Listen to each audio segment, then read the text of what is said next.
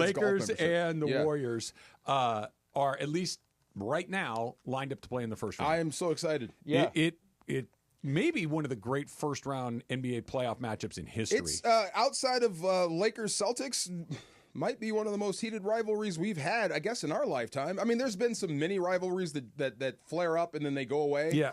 But it seems like, well, who do you think needs this more? When you talk about this playoff run, LeBron, Steph Curry, clearly they're reaching their end. You're talking about just those two guys individually? Just those two guys. Who is it important about who gets the last dub? Because whoever gets sent home, this could be your last time in. They both have 4. Yeah. Steph, obviously, his career is very different than LeBron's. LeBron has bounced around. Steph has been in one place. And you kind of really can't compare the two head-to-head because they're so different. Totally different types of players. But really, it's LeBron's era, or is it really Steph's era? LeBron's era covers so many eras. You know what I mean? It's a really interesting question. Forced to like, I guess we need to kind of redefine the question, right? Because that's how they're going to play. As far as like kicking one guy ahead of another, as far like who needs it more to do what? I guess is what I'm getting at. Well, I mean, assuming LeBron and Steph, how many years do you give LeBron? 2, 3 tops. Something Steph like maybe a year more because of how he plays. They're both kind of on the same timeline. As far as having, well, he's got Luka. He could extend this, but this might be their last go-round as a 3-6. Or as championship contenders. They're both getting up there in age. Draymond's getting up there. For sure. Steve Kerr's getting up there. There may be change on the horizon. So this may be the last time they actually hook up in the postseason. I agree. Yeah. I agree. But like when you say who needs it more to do what? I guess just as far as that one-on-one competition. I think I sent you home. I had one more shot at it than you did. I think probably LeBron. You think it just needs it more? By a hair, because Steph he's a warrior. Almost universally loved. Yeah. Right? Like there are, other than lunatic G-Fish, Lunatic G-Fish? Yeah, G-Fish hates Steph Curry for reasons. Why does he hate Steph Curry? I don't know. I've been asking him for years. You don't like light-skinned people? I don't think it's that. Oh. He doesn't like Steve Curry, or Steph Curry. But he is in the extreme minority. Everybody seems to like him. He's the first. LeBron James is very polarizing. Super polarizing. So there's a lot of people that if LeBron got another one, that's 5. That's a whole nother tier of people that have gotten to that level. Maybe that puts him in a different spot and pulls a few more people to his side of whatever argument it is we're having on any given day. Steph is a warrior, will always be one of the greats all time, universally liked. Like Steph's bones are set, right? And LeBron still, and maybe it's because he's operating at the very highest level that LeBron can, I don't think either one of them can go down, but maybe LeBron could elevate to an even higher level. Okay. I mean, they did beat each other. LeBron did beat Steph 2 years ago to get to the Western Conference Finals. Right. And we also were having the same conversation then 2 years ago of, is this the last time they're going to see each other? And now we're hearing it again. So I don't think this is the last time they're going to see each other. I think they're going to keep on seeing each other as long as they're both in the league. I'm with you. He's 40 years old. He's 40 years old, and there's only so much you can do. I think it's not unrealistic to say that this is the last time. I think the Warriors right now think they got a chance to win the Western Conference. I think the Lakers believe they have a chance to win the Western Conference. That wasn't true for the last couple of years. You got a shot in the arm with Butler, but just to extend those old guys' run. It's going to run out at some point soon. That's what I mean. I would think so. This could be the last go-round for these guys. So right now, I guess Who do you think it is? You would stack LeBron ahead of Steph Curry on your all-time list. Oh, yeah. Okay. Yeah. Maybe that's an easy one for me. For the numbers, and if he plays longer and picks up another championship, could Steph Curry pull ahead of LeBron James? Maybe when they're both done, the farther we get away from it and you start to reanalyze. Because when you think about old school basketball and what LeBron, I guess, is most vilified for with basketball purists is he moved around so much. Mm-hmm. Steph Curry is more old school basketball than LeBron. He's still doing it with the team he came in with. You know what I mean? That's how it's supposed to be done. I think they're in similar but different categories. That Steph is in the conversation of one of the great players of all time, but he's not in the conversation of greatest player of all time. That is a smaller group. LeBron's in the second group. Steph Right. is in most popular, most influential, most game-changing. Like, he's in That was the other thing. Yeah. He has changed the game completely. Oh, for sure. Completely For changed sure. the game. So, I mean, there's going to be arguments towards his lights, his greatness being greater than LeBron's at some point. You can't do it now. You'll get drowned out. He might have more fans. Right. So Yeah. this is what I mean. So this last go-round, this last shootout at the OK Corral, if Steph sends him home with Luka, that could pull him even or probably past LeBron in certain circles. That could get louder. People that are afraid to say that out loud might start saying that with their chest. I would need to know what the circle is. You know what I mean? Like, Yeah. the circle, if you're telling me that you think Steph Curry is You a get better, laughed out of the room. The minute Yeah. you say Steph is better than LeBron, you get laughed out of the room, and it gets very they're loud. so different stylistically, too. Who would you want? LeBron. Really? I might take that three-point shot in today's I'd NBA take game. LeBron. Yeah. I'll take LeBron. You would? Yeah. I think I might take the other guy because of how the game is played now. I hear you. Yeah. And LeBron is not the shooter that Curry is, but he's not a bad shooter. So the and other he argument, can right? get to the rim, and LeBron is an unstoppable force in a different way than Curry. There was is. another argument. Shaq came in. They said Wemby would give it to Shaq, like absolutely drag Shaq. And are we forgetting what Shaq used to be? No. Shaq's 150 pounds heavier than Wembanyama. I know. That's what I'm saying. Yeah. So, and Steph Curry, the way he plays the game in today's NBA, I don't know, man. I mean, we'll see. That's why I think this matchup will be titanic. The storylines will be great. The Lakers need to win one of their last two games. They've got Houston and Portland. Houston here, Portland on the road. And they wrap up the regular season. If they win either of those two games, they're the number 3 seed. Please beat Houston, because the last thing you want to do is have to go win in Portland. I agree. Yeah. Yeah. Take care of this, and then you can put Portland your feet up. hates you. Yeah, and Portland's a weird. The Lakers always have weird. That's what I mean. They hate yeah. you. They'll throw everything they got at you. They'll try to beat you up. Finish it off here with the Rockets. I'm with you. Yeah. I think you throw everything you got at them to beat the Rockets. I'm with you.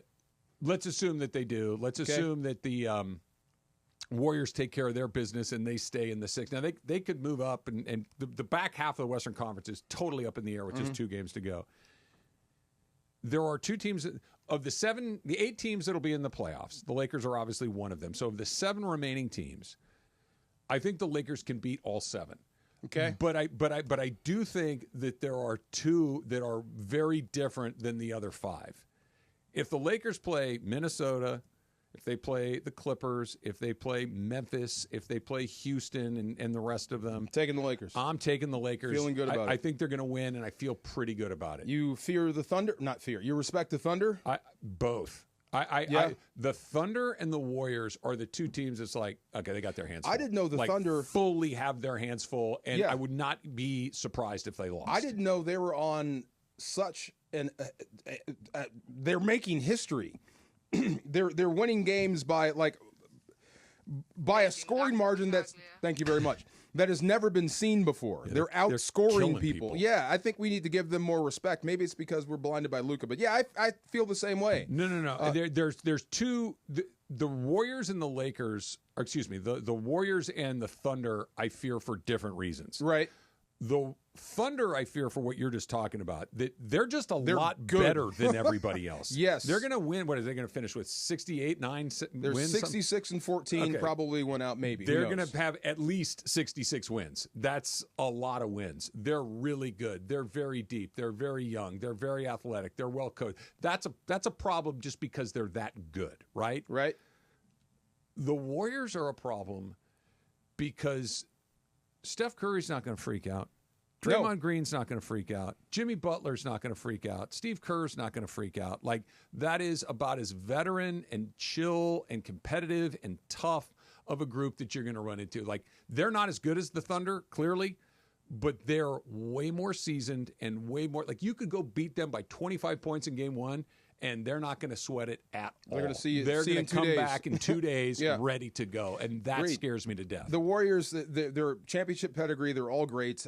Steph, Draymond's headed to the Hall of Fame. Oh, yeah. Jimmy Butler's one of the best of this era. So, yeah, they're a tough out.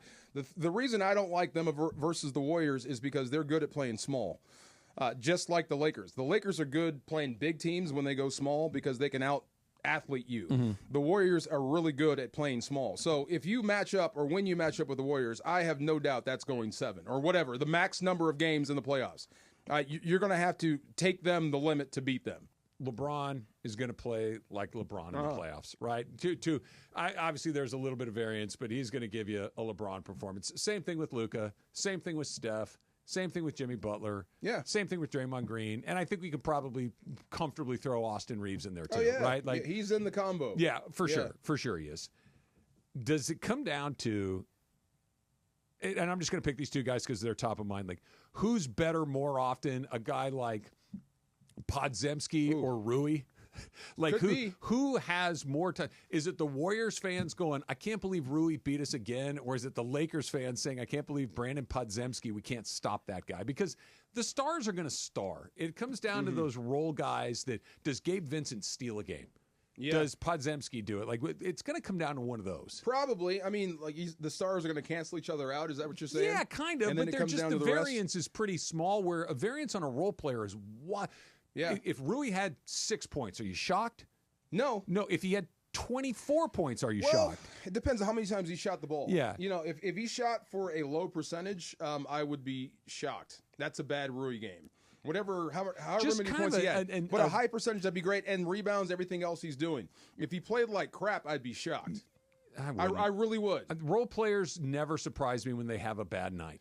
I don't think he's a role guy anymore. He's actually in your starting 5 now. Okay, but you can have role players in your starting lineup. True, but I mean, he's part of that. If he's not a role player, what is he? Starting 5. I think he's your wing rebound guy on defense. Isn't that by definition a role player? I guess you could, but he's going to be. Look, he's going to be expected. He's not a star. No, he's not a second banana kind of guy. I always thought they come off the bench. Not always. I know, but just in terms of he's a starter. He's part of what they're trying to do, what JJ wants to do. It's their best lineup. Yeah. So I guess everyone plays a role. Gabe Vincent, then. Use him. He doesn't start. If the starting thing is the hang-up. If he comes in and steals one, yeah, you're probably winning the series. But same for the Warriors. But, I mean, I think Rui has to do what Rui does best, which is get in there, try to be as tough as you can, get some rebounds, and then hit the open 3. Be that dude. Yeah. Yeah, and not come off that role, so to speak. What are you looking at? The Masters. Emily's Rory pick is looking better by the second. Hey. Yeah. Go Rory McIlroy. Also, Reaves has graduated from role player. I agree. Because for the past couple playoff series, he's been a role player. Now he's a star in the team that you're expecting him to perform well every night, as opposed to what we were explaining with Rui, where if he has a great night, great. If he has a bad night, it's not surprising. It's the difference between found money and I need you to do your thing. Yeah. Right, Reaves kind of need Rui and DFS to do what they do. Yeah, that's what I'm saying. And they're not going to do it 7 out of 7 games. Yeah. If you get 2 out of 7, 3 out of 7, it's like, okay, we got a shot. Because LeBron, Luka, Reaves, to your point, those guys, if they're bad consistently, they're cooked. That's it. Probably. Right? You're just, and same thing for the Warriors, same thing for Steph and Jimmy and Draymond. If they're bad, Lakers are going to win.